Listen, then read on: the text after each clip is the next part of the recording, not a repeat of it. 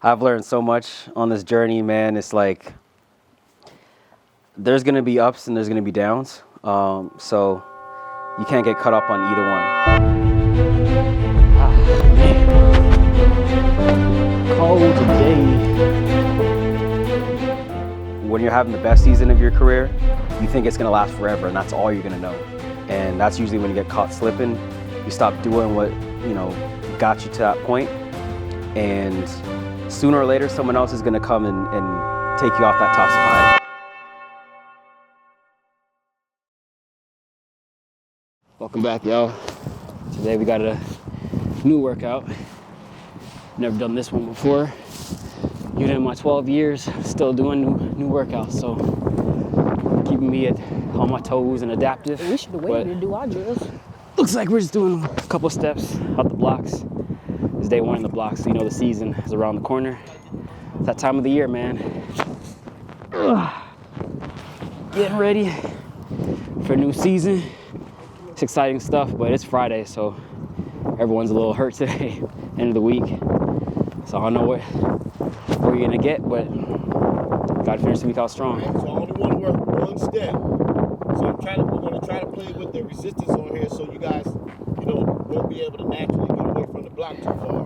But I just want to work on that one, opening that 90-degree angle up.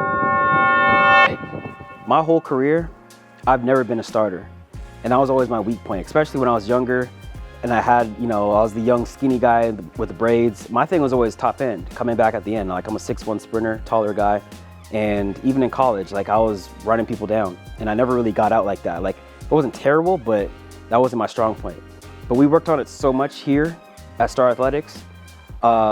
People like Justin Gatlin, Isaiah Young, they had really good starts. And I just worked so hard to get mine up to them, and we do so many practice starts that eventually it had to click, and I eventually got better. And now that's like my strong suit, where I'm the starter in the relay team because I have the best start, I have the best curve, because we worked on so much of that.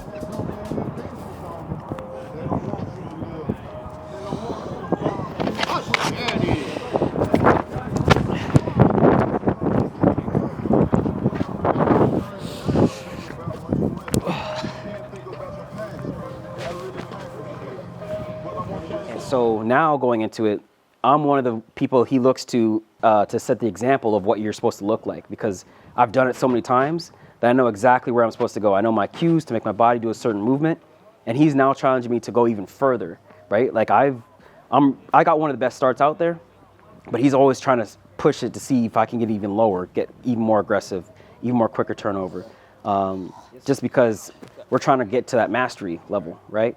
And that's only going to help the rest of my race.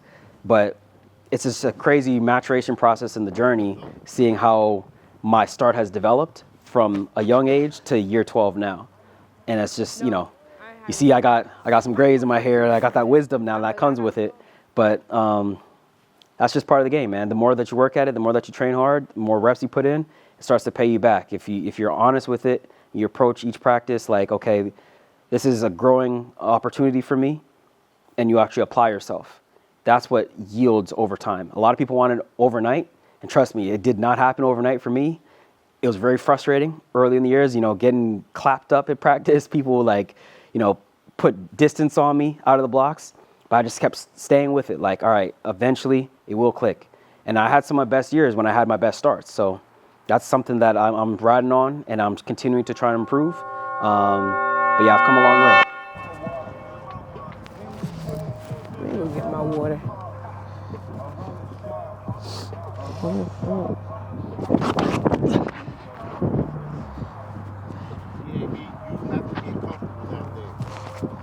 Okay, so that's the height.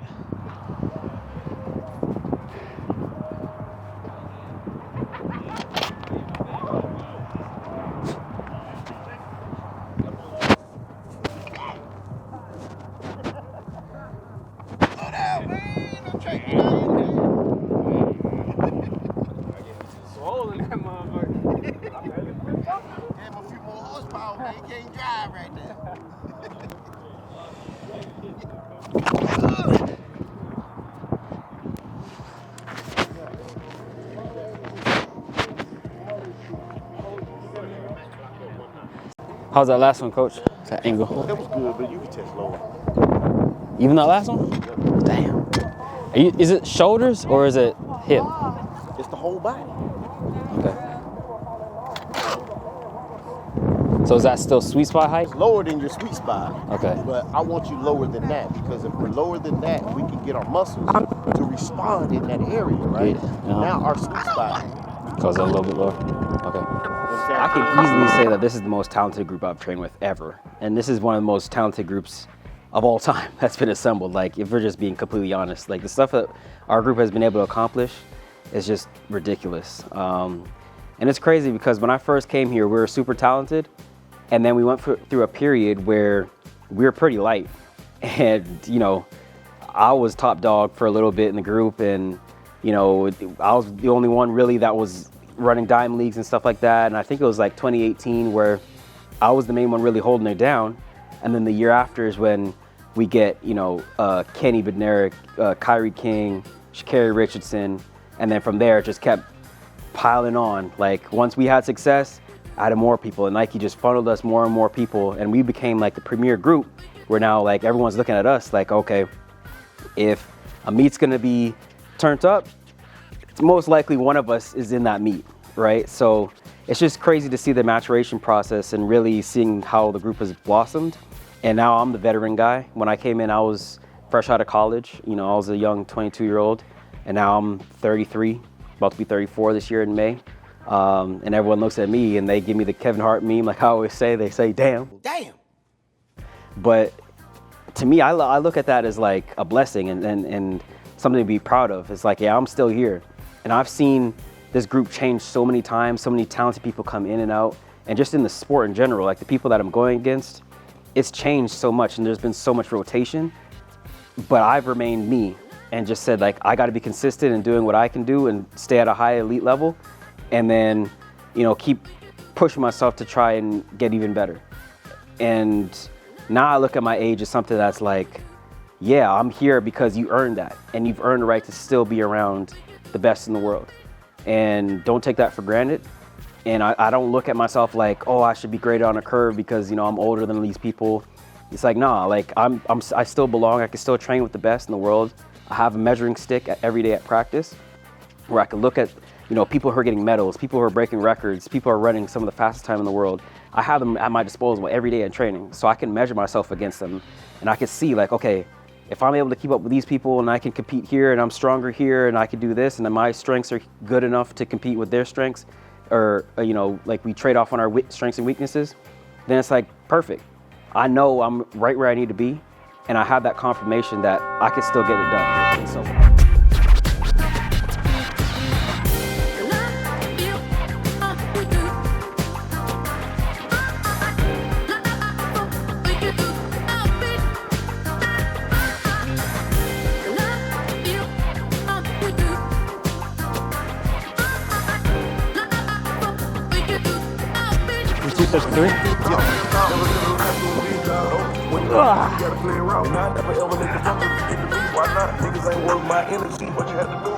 What surprised me most about workouts at Star Athletics is how different each sprinter is. Like, we all have our strengths, we all have our good days, we all have our bad days where we struggle.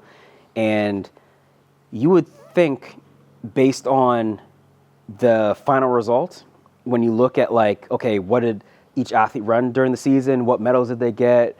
Did they make the team? Whatever, that it would look exactly like that in practice, but it's not. Some days, the person who's like a novice or is still, you know, working to get their name out there and get their way up and is at the bottom of the pack might have the best day at practice. But you would never think that because you just think like the best guys are always the best at practice. And that's not how it shakes out. Some people are really good at certain aspects and certain workouts, and some people are just not, and they struggle. And if you had a camera at every practice and you watch them, you're like, how are you winning gold? How are you running so fast when you're struggling like this in this workout? And this guy who you beat at race day is better than you. But it just comes to show that like everybody has their own strengths and nobody's good at everything. It's just you have to excel at what you're really good at and go into the race and take your strengths and apply that. And who applies it best is usually the one who wins. And some people are just really good gamers. Some people are really good at practice when there's low stakes and low pressure, and they just have to find a way to mentally break through. I've been struggling with that in some of my seasons. That's, sometimes I'm really good at practice and I just don't show the world. And that's the great thing about, being at practice is you have other people who see you at your best, and then they'll look at you like, take that person to the track.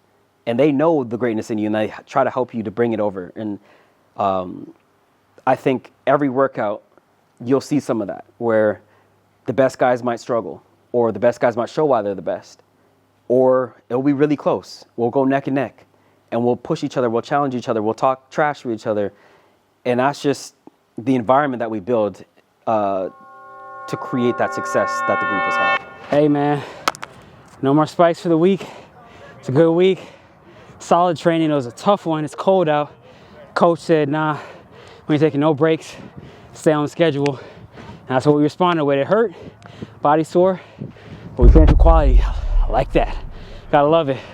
Now we head to the weight room, pump some iron, blow our stuff out even more, head into the weekend recover, do it all again next week. I love the grind, baby.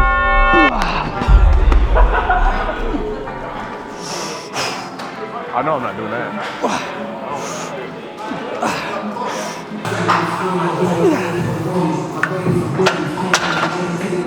Four wheels! What? It's challenging. The gym can be as challenging as the track, but it's in a different way. The track is what we do, right? We're not bodybuilders. We're not, weightlifting out here. What we do is run fast. So that's always going to be the most important thing, is making sure that you're fast. So you could be as strong as an ox, but if you're not running fast, then who cares, right? We want the weight room to supplement what we do on the track. So we have to first take care of the track. That being said, a lot of your gains are going to come from the weight room, because that's where you get stronger and apply certain movements that you're going to need when you're running. So you have to get stronger in certain areas, and that supplements what you do on the track. So when I first came to the group, I in high school didn't really lift, right? That's not something we really did in Canada. And I know a lot of high school programs down here lift a lot more, but in Canada, that was not really a thing. Like, I do a couple of dumbbells here and there, but it was like, baby weight. Then I got to college. I went to USC in the States, and that's where I learned like Olympic lifts and like trying to lift heavier. But I was a stick, I was 6'1", 150 pounds, soaking wet, right? Now, I'm a grown man, right? I'm still 6'1", but I'm like in the 190s, which is unreal for me to think of, because I was never the big guy. I was always the skinny, tall kid. But I knew that in order to fully get maximize my potential, I needed to get stronger. When I first came to the group, the girls were lifting more than me, and that's not even an exaggeration. I didn't know how. I'm like, how are you guys able to do that? But as I kept working at it, okay, I understand the movements, and then I slowly got stronger and stronger and stronger, and that started to reflect in my speed. And you're able to better deal with recovery.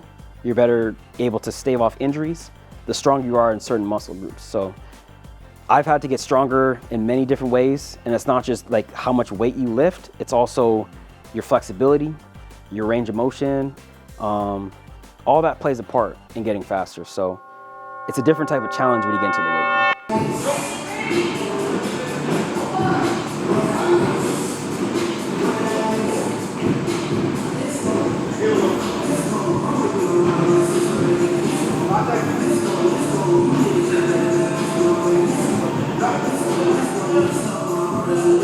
So when I first started running as a professional, it was all about making as much money as I could make, right?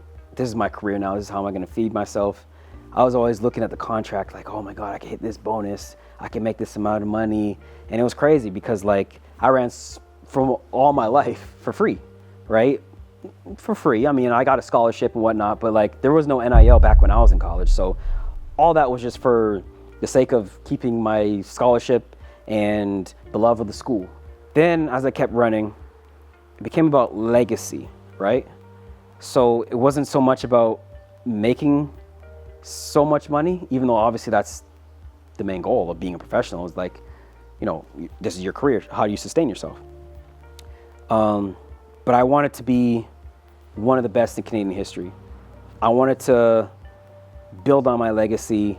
I wanted to be one of the best in the world and show that I belonged, right? Try to climb as high as I could to the mountaintop and see how high I could climb. Because I did that at every level. Like, I already know I've done things where people could look at the results from back in the day and say, oh, Aaron Brown did this. But now it's more about like the next generation, especially when you have kids. Everything changes for you, right? Like, now it's about representing, letting my kids know, yes, your dad is that guy. Like, yeah, he goes out there and does his thing. He's a professional athlete. You could be proud of that. But on top of that, even when he fails, he doesn't quit. He doesn't give up. I want to be that example of resilience and perseverance and show them when life gives you like tough challenges, it's okay if you don't meet it, but it's not okay if you quit and don't even try.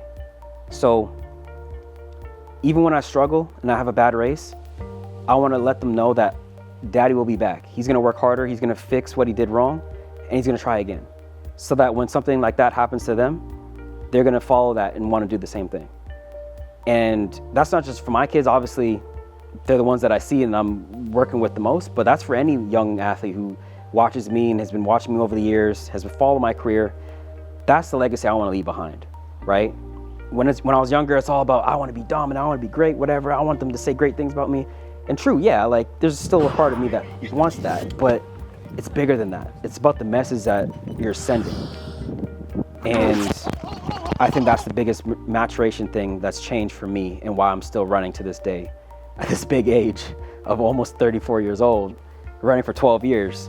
I never thought, like when I started out as a professional, I'd be running this long. Like you always think like, damn, that seems so far away. I can't imagine myself, being locked in for that long, but motivation still burns hot and I'm still here because there's things I want to accomplish and there's things I want to check off still.